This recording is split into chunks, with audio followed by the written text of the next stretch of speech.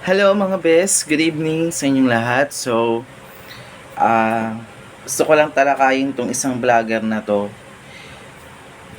na sobrang kapal ng muka.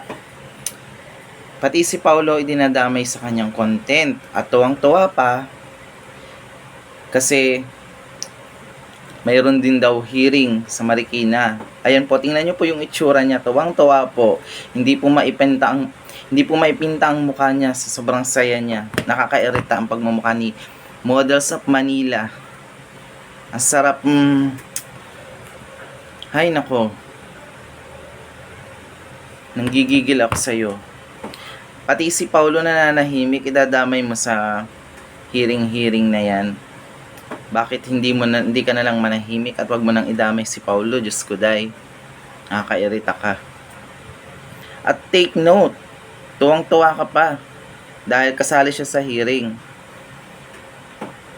Nabibisit ako sa'yo. Umayos ka. Hindi ka nakakatuwa. Mag-content ka na lang ng nakaka-good vibes.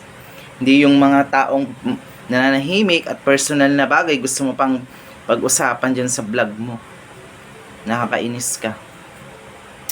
Models of Manila, wag mo nang idamay si Paulo Contis. Personal issue niya yan. Wag mo nang idamay, isali sa hearing dyan. Okay? Mais ka. Okay, yun lang mga best and good evening.